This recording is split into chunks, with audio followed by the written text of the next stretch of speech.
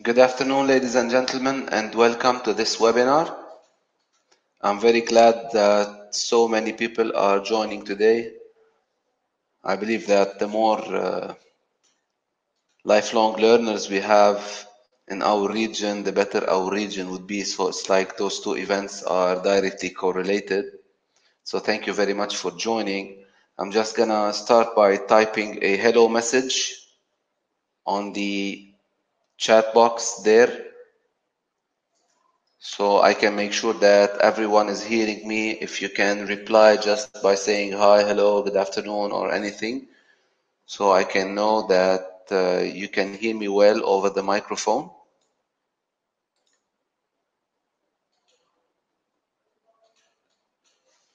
So I'm gonna allow like a few seconds for that, for the test, and then we can start with our seminar.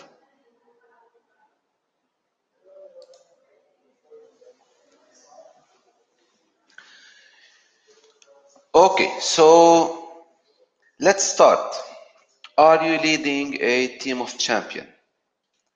It's a fairly new concept that we have been researching in Meirc training and consulting to identify mainly characteristics of those rare kind of employees that have very special attributes and can make their companies do great performance because they exist there. So that's why we like to share some of our findings with you, mainly what are the attributes of these champions. And the questions that we aim for answering in this webinar are the following. First of all, what is the definition of a workplace champion? As a new concept, we would like to set some ground rules in the beginning. So what is the definition of this workplace champion? The second question that we would like to also discuss and would appreciate your opinion on that is whether those kind of champions in the workplace are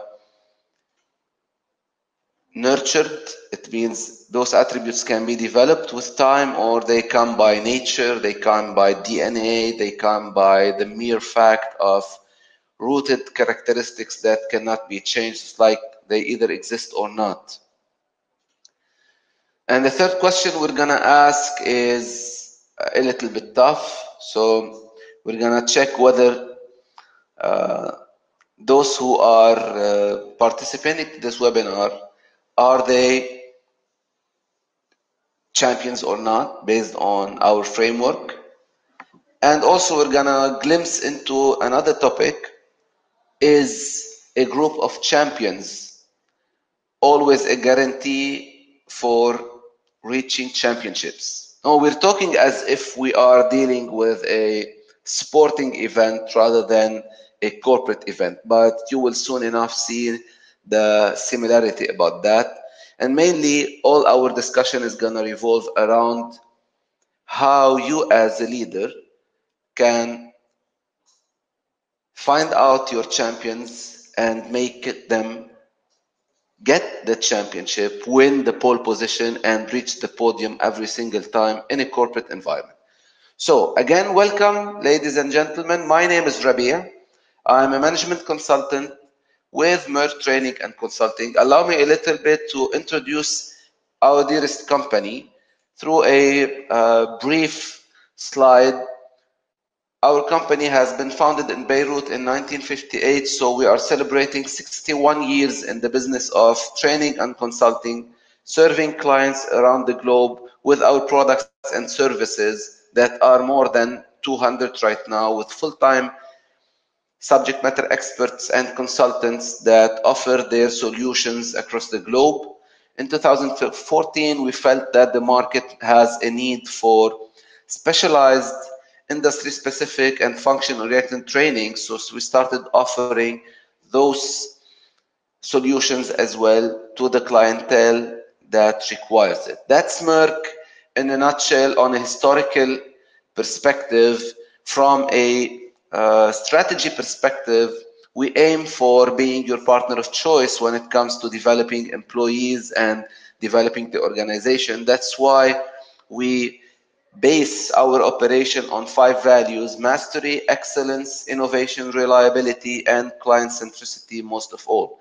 And this webinar is part of our orientation outward toward the client to offer always what is the latest in terms of learning and development, in terms of research of people behavior.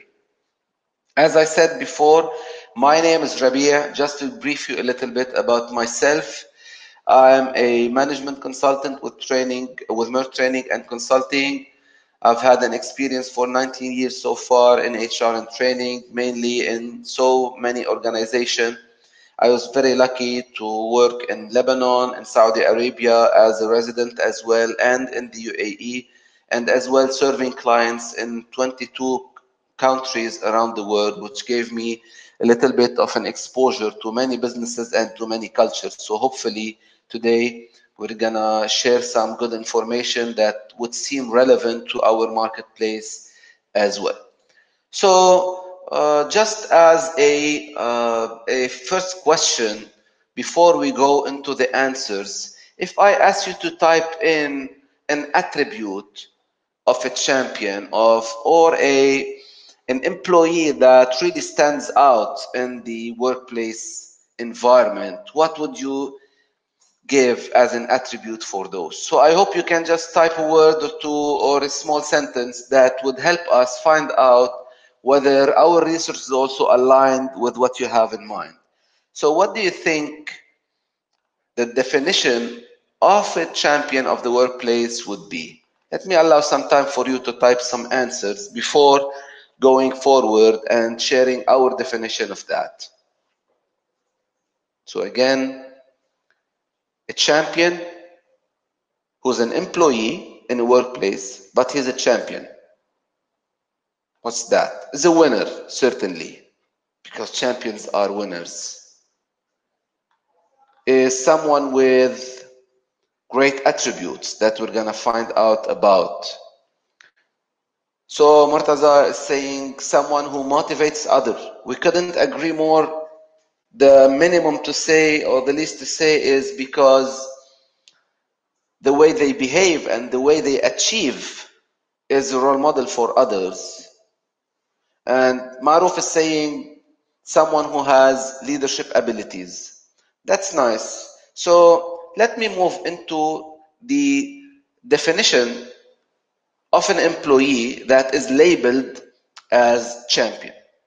So a workplace champion is a team member who accomplishes assigned tasks and surpasses objectives with little intervention.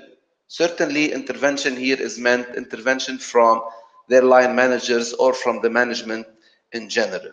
So in other words, it's a self-reliant overachiever. So when we talk about corporate environment, we only talk about results that speak out loud. We don't talk only about attributes. Attributes, competencies, skills, skill set, knowledge, educational attainment are all means for an end, and the end in organizations is mainly results. So there's a very important aspect that I would like to highlight about this definition that you are seeing. Not so many employees seek to accomplish beyond what is required from them.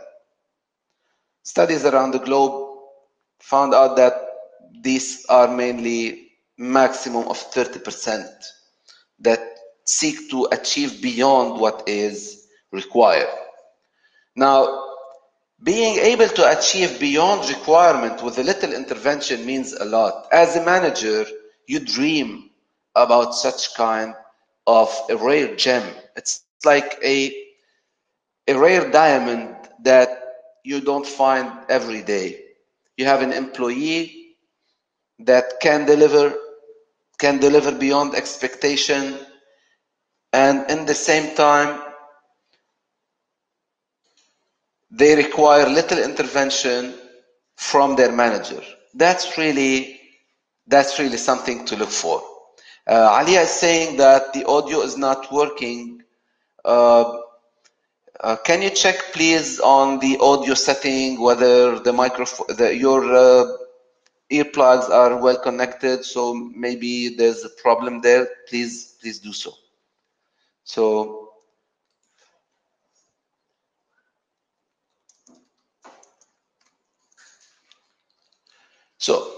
what are the attributes of those champions?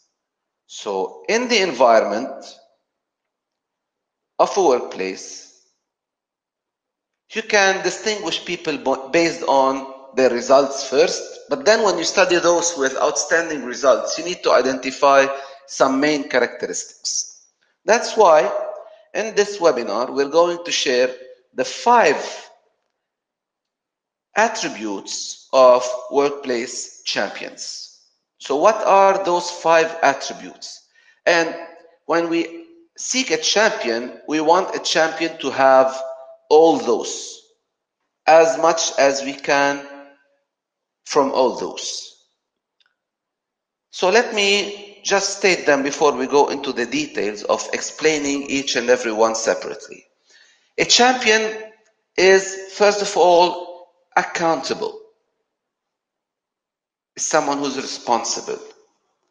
Someone who doesn't escape responsibility nor make excuses.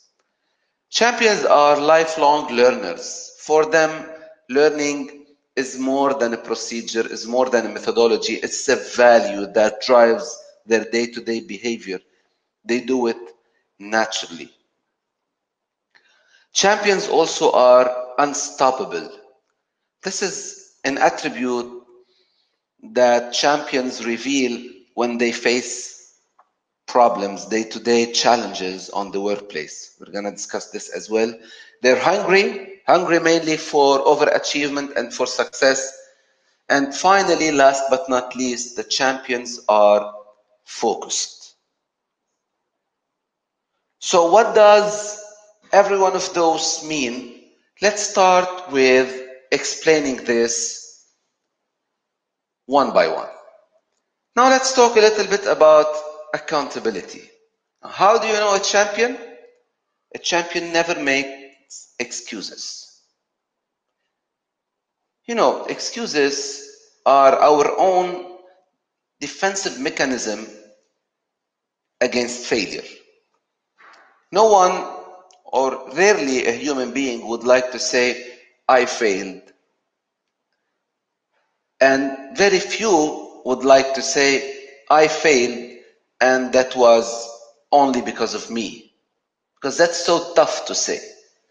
So to avoid saying that, they come up with excuses. Just for the sake of a very common example that you face on day-to-day workplace events. Imagine there's an employee, a colleague of yours, that often arrives late to the office. Let's say he works in Riyadh.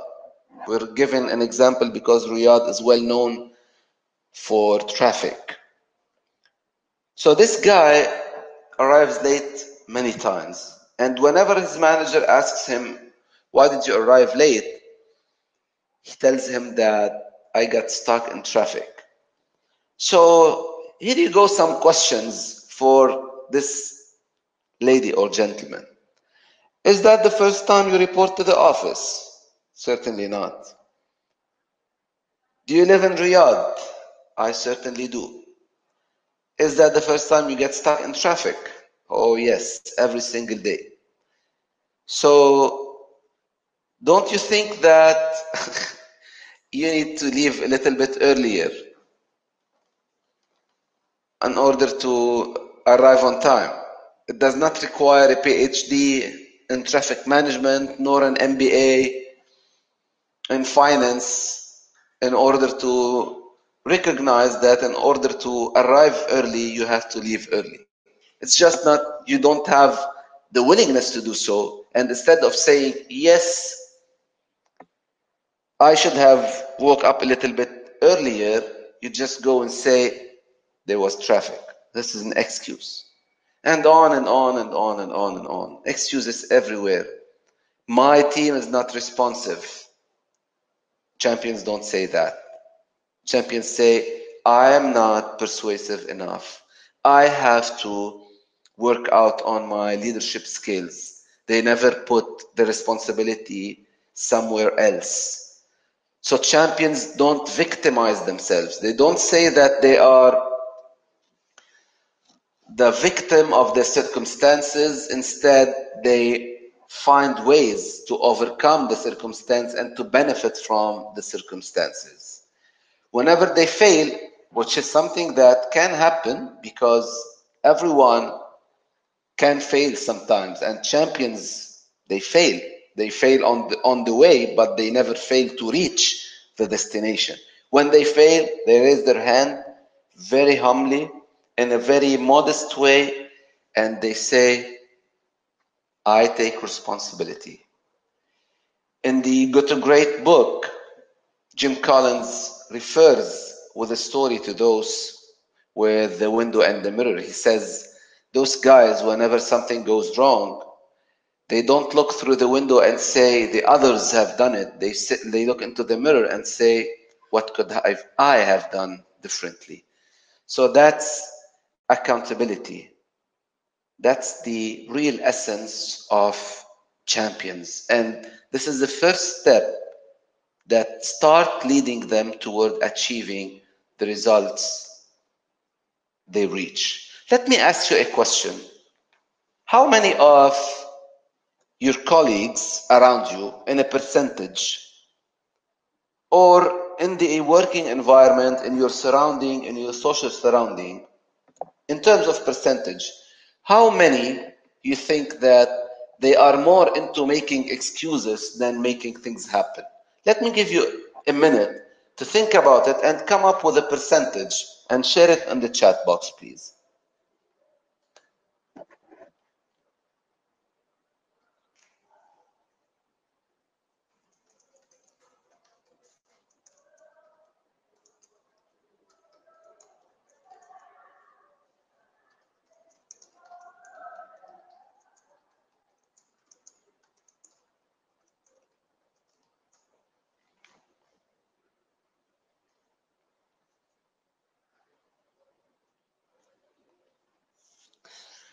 So 50. 50 is a very optimistic number, let me say so.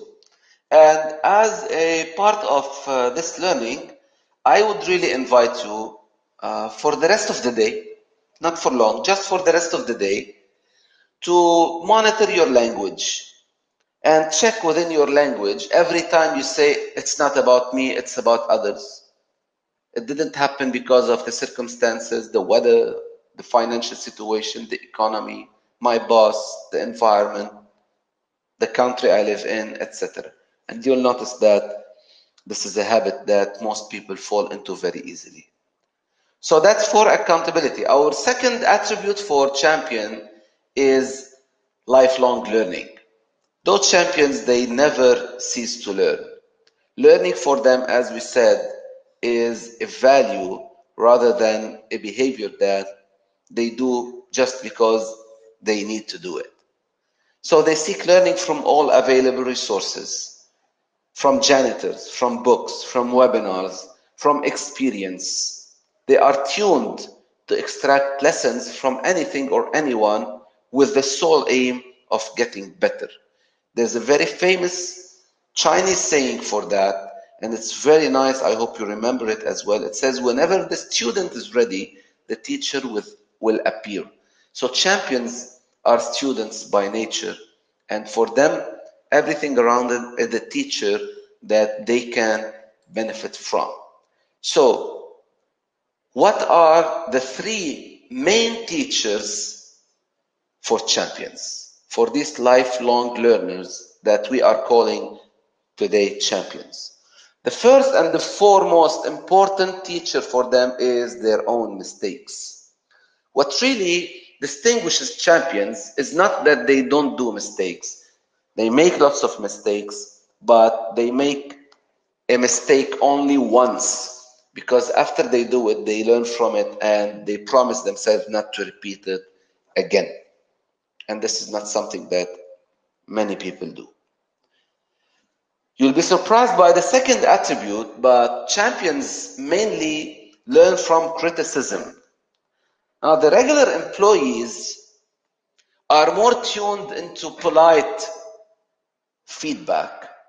And whenever they hear a harsh feedback, they tune out very easily and very rapidly. Champions, unlike the regular kind of employees, they don't mind the way you present your criticism, the way you present the evaluation. Even if it is sometimes towards negative tone, but if there's something that they can learn from, they will take it, regardless of the plate you offer the food with. If you are offering them a healthy food with a bad packaging, they will take it. Now, certainly they will not listen to anybody, but they will take mainly criticism from subject matter experts, so they don't care about the packaging of the feedback as for the essence of the feedback itself. And something finally about the third teacher, every champion have their own self-development plan. You know, many people rely on time to learn. It's like they say, let me spend some time here and eventually I will learn everything just by being there.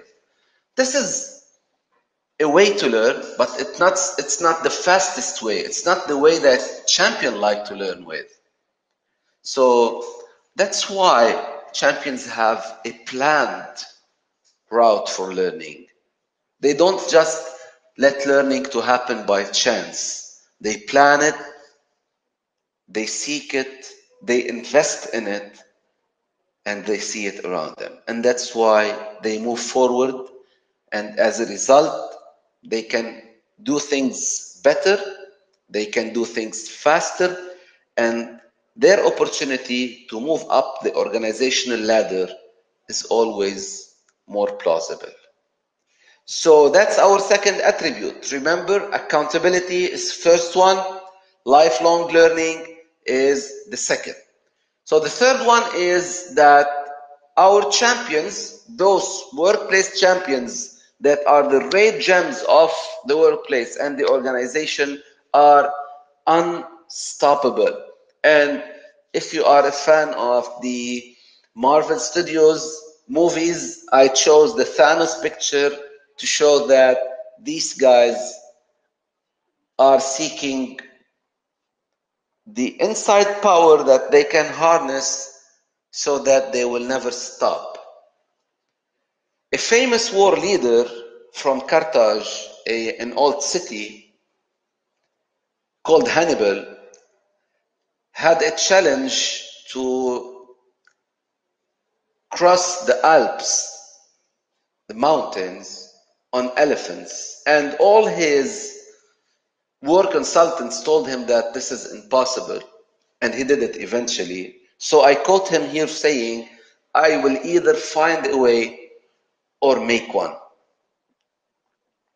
Champions either find a way or make one. They do not let anything stop them. Obstacles for them are opportunities to explore new solutions. They are opportunities to pave new ways. And they are challenges to let them tap into their hidden potential and find out whether something else inside they didn't discover to use it in front of these problems. So whenever problems make everyone afraid, make everyone retreat and surrender, champions drive forward toward those problems that others say are impossible and succeed in solving them. In fact, any successful business person who had built a new product They built it because they decided to face a certain problem that someone else in the world said it is impossible to be solved, or it is too much of a headache to be solved.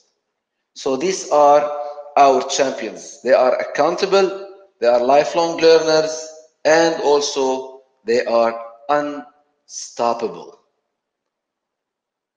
So try to think about people around you and try to find out whether you have people like those that we are describing. And in the meantime, we're going to continue to the fourth and also very important attribute of workplace champions, which is that these champions are hungry. Now, I hope you had all your lunch because this picture is very appetizing and it's very appealing. So these guys are not hungry for food, certainly. They are more hungry for success. So in a research done by Gallup on employee engagement, it identifies that 70% of employees will do a maximum of what is required from them. And here I'd like to bring in a metaphor that I hope would help me explain further what I mean. In fact, if you go around in the organizations, especially those who have a performance management system, and they set a target to achieve for employees, let's say that this target is 100%. What they are asked for is a 100%. You will see so many employees settling for 80, settling for 85, saying that 75% of my target is good enough. Well, I believe that this kind of thinking is good at school, but not good in organization. And let me tell you why. In school, the best you can get in an exam is 100. In the workplace, the least required from you is 100. So when the company sets a target for you, it is the minimum expected from you to get. But what's happening right now, and correct me if I'm wrong, because most of the people are settling to the 80%, then most of the managers now are raising the target beyond the expectation so that they compensate the lack of initiative and the lack of hunger for success that most of their employees have. Champions have left school. They know that 100% is not the maximum. They know that 100% is the bare minimum. And that's why they never settle for the minimum. They know that this is the minimum required. And you know, between 99% and 100%, there's a huge difference. There's a huge difference. You know, if you make 101% of your effort on a daily basis instead of 99% on your daily basis, you will be 25% more productive by the end of the year. But that's an effort that requires lots of discipline, and many people do not have it, unfortunately. So, if you are a manager listening to us, I bet you started evaluating a little bit your employees and asking whether your employees are accountable the way we are describing them, are lifelong learners the way we're describing them, are unstoppable, and are hungry. So let me give you the fifth and last attribute of those workplace champions. Champions are focused. What do I mean? Champions are goal-driven. Even if you don't give them targets, they set targets for themselves. They are obsessed with results in a positive way. So that's why on a day-to-day, they review their goals periodically. They benchmark their achievement versus what they can do. They benchmark their achievement versus what is required from them so that they do not lose track. And that's why when they feel like the goal is not stretched enough, they stretch it themselves. They don't settle for frustrating, boring, demotivating goals. And then that reflects on their day-to-day activities. They do their best, so any action they do brings them closer to their goals. And that's why you see them very upset when they are obliged to do an activity that is for them a waste of time. Moreover, champions don't only have targets on paper.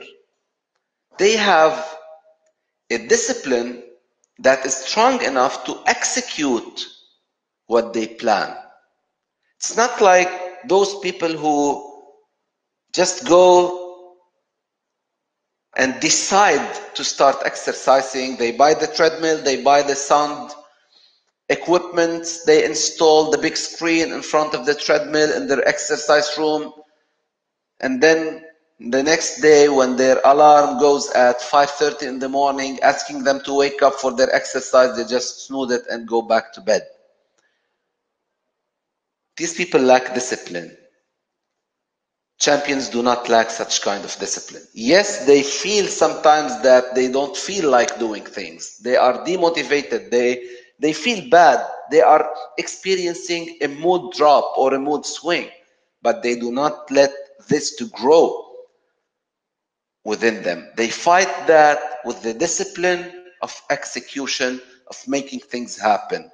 And that's why they tend to do everything labeled important. They do not go for low return on investment on their time. They don't settle for that. So that's their secret. The secret, unlike what we have been told, that the secret for success is passion. Trust me, ladies and gentlemen, not so many people are fortunate to work in what they are passionate about.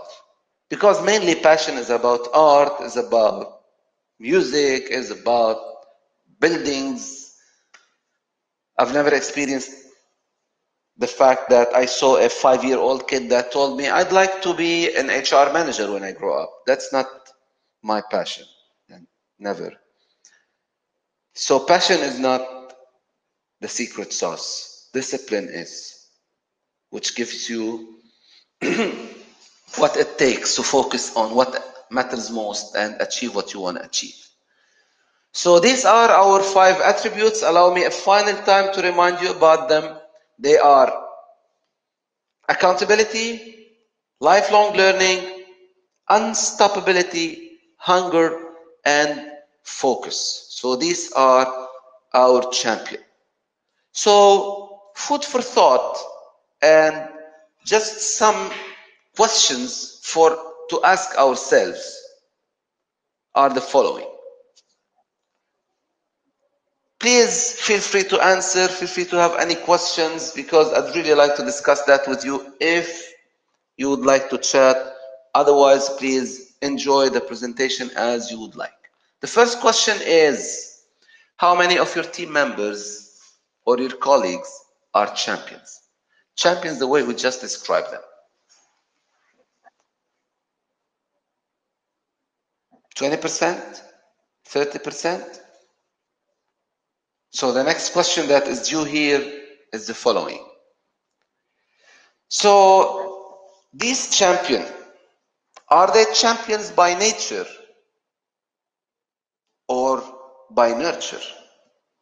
Are they born champions or they have been raised to become champions in their organization. And if they can be nurtured, how that would be done? What is the development that they need to go through? What is the environment that they need to operate in? What is the reward system that you need to offer them? How can you attract such kind of an attitude through a recruitment process that would gives you access to this category of people? The third question that certainly I'd not ask you to answer in public is that when you look at these 5 attributes and ask yourself on each single one of them, am I fulfilling it at 100% level? Am I fulfilling accountability at 100% level? Lifelong learning at 100% level? Unstoppability, hunger and focus? Then I ask you the question, are you a champion? Because let me share with you the fact that I believe you agree with me upon. If you as the leader of a department, if you are managing a team and you are not yourself demonstrating these 5 attributes, then how can we expect that your employees can do it? So in other words, if a leader of a department or a manager of a department is not a champion, then the employees will not be champions either. In fact, if you happen to find a champion in your team and the manager is not a champion, you will find that this champion will soon quit and go to somewhere where it offers a high level of a challenge that is suitable for them. So these are, ladies and gentlemen, the 5 attributes for workplace champions.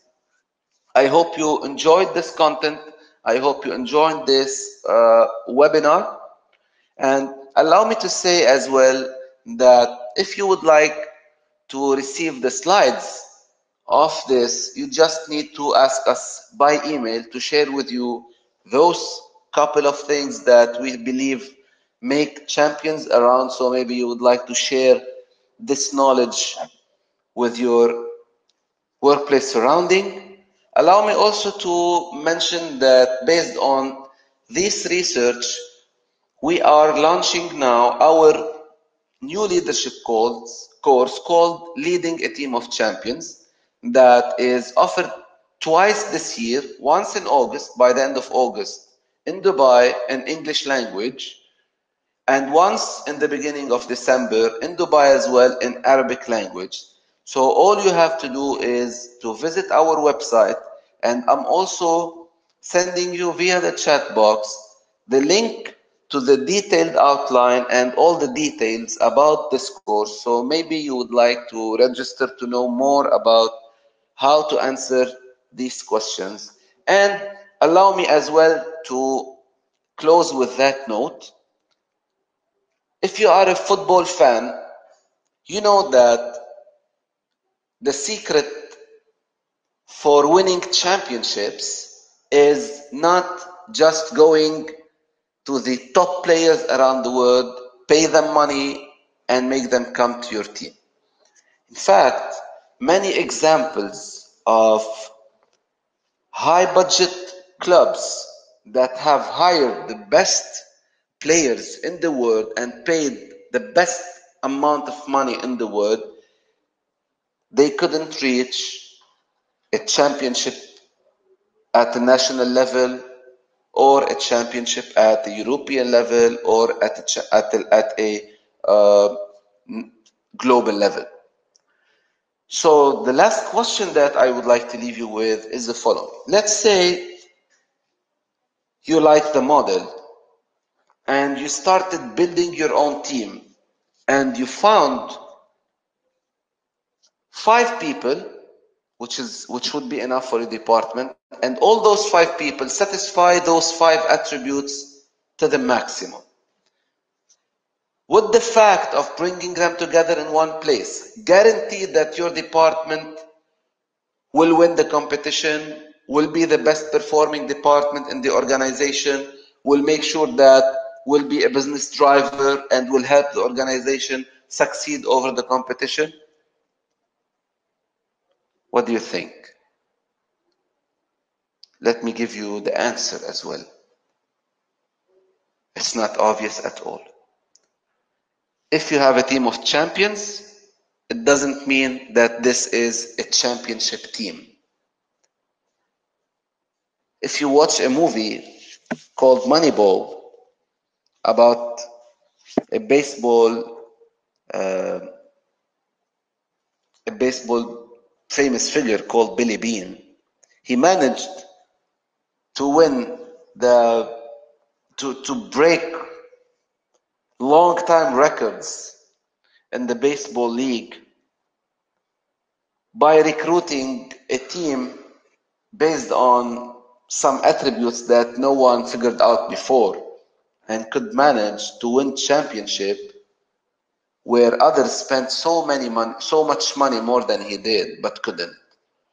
So another job for the leader is whenever they recruit those champions, there is another phase where they turn out these champions into a team that win championships. So please stay tuned. Soon enough, we're going to have a continuation of this webinar about our next topic, how you take a group of champions and you transform them into a team that can win championships.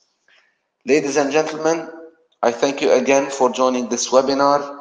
I would really like to extend my gratitude for you for being part of this event.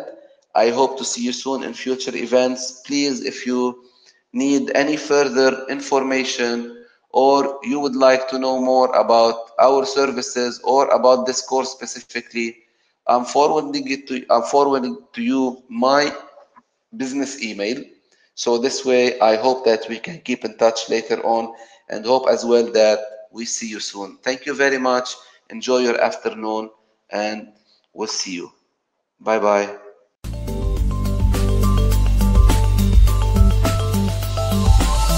Meirc.com